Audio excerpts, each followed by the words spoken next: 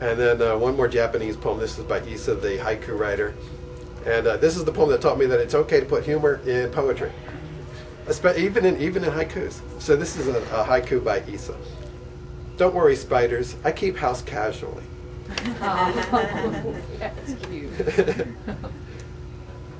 And I can relate to that one too, in terms of my housework as well as my poetry. So the rest of these are all mine, and I don't have a particular form like haiku or tankas. These are just the short, and the shortest ones are 2 lines, and the longest one is 16 lines. And if you know me, you know that that's like an epic for me. So I had to use both sides of an index card for that.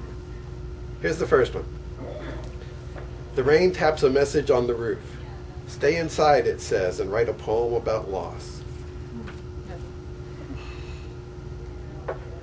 Here's a real short one.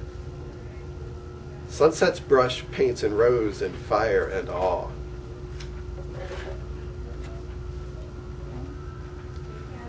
I lie on a hill watching a butterfly unfold its black wings, and I understand the full weight of depression.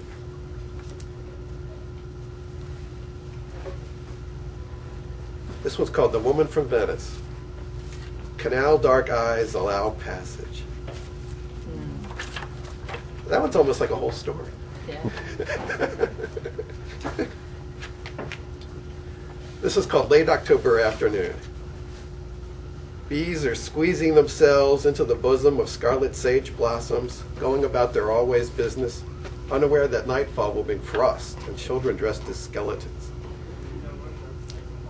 And I read that one for the humans in the audience, but I'm going to read it again for the bugs in the audience. So, that version goes like this. Bees are squeezing themselves into the bosom of scarlet sage blossoms, going about their always business, unaware that nightfall will bring frost and children dressed as skeletons.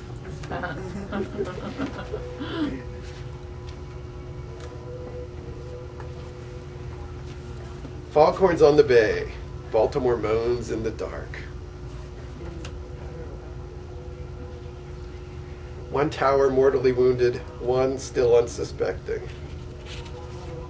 I gave myself a challenge one day to see if I could write something about something as devastating as 9/11 in 3 lines like a haiku. And that's what I got. And a note for this one, scientists estimate that the universe is about roughly 14 billion years old. So that's what this poem's about. 14 billion years is long enough to bring this butterfly to rest on my shoe, wings not yet folded.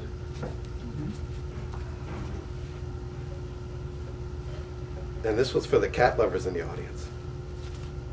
Cats meditate without knowing how.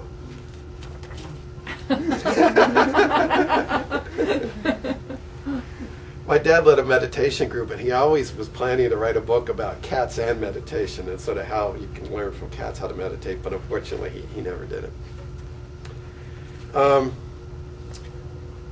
The human eye has rods and cones, and the way I understand it, the rods do black and white vision and the cones do color, and the cones don't work very well in dim light. So that's the background for this poem, which is called On a Cold March Night. Depress the light, rely on aging rods instead of cones, and you get black and shades of gray. The only white is a weekly returning moon. In the dark, in the night, forsythia, the first suggestion of spring, has no color. I take its yellow on faith. Oh. And in this poem, the numbers are line numbers, and it's called Nature Programs a Bee. 10, buzz. 20, hover. 30, pollen subroutine.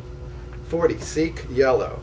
50, fly subroutine. 60, buzz. So there, you didn't know it was so easy to program a bee, did you? I wrote this one at the Ransom Note Poets one day. And I think I was feeling a little egocentric when I wrote it. It's called Relativity. Gravity holds the world to me. Unable to escape my pull, the earth follows my every step, falling again and again to touch the soles of my feet as I hurtle through space. And here's another one I wrote at the Ransom Note Poets. I was inspired. I don't usually write about celebrities, but this was on the cover of a magazine where we were writing. And On the cover were the former Spice Girl Posh Spice and her soccer-playing husband David Beckham, and the tabloids call them Posh and Becks. So that's what this one's called, Posh and Becks. Posh and Becks are aliens.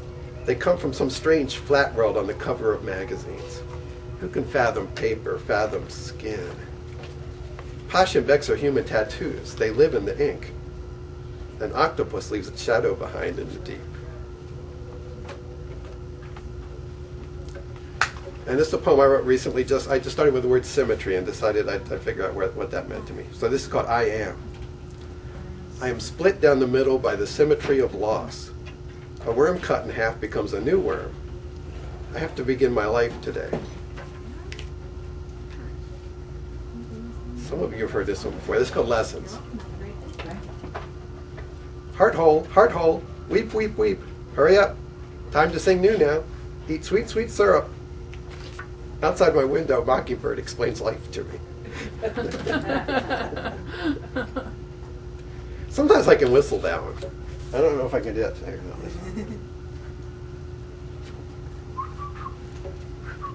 No, I don't think I do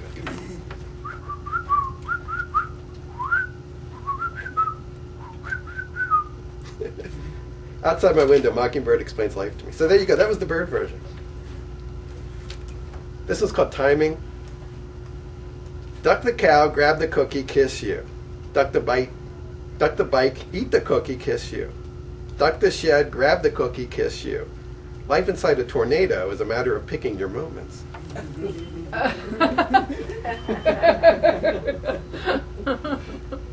That's for Dorothy, I think. I was reading a book recently about the Taliban and about the things that they banned in Afghanistan, and I found out that the word Taliban means students or seekers of knowledge. So this poem is called Taliban.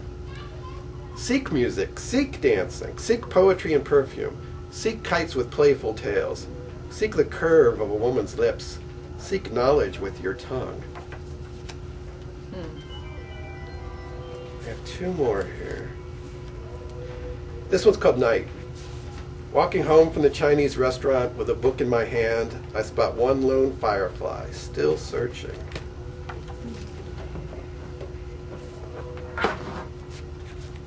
And this one's called Meeting Again. Greetings, introductions, handshakes, forced smiles.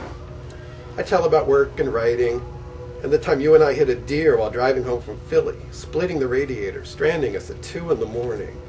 And I had to hitch a ride with that mountain man with the rodent skull keychain. And you said, standing there waiting, you thought the car and I would both have to be replaced. But I can't say what I'm really thinking, that I know the way you taste.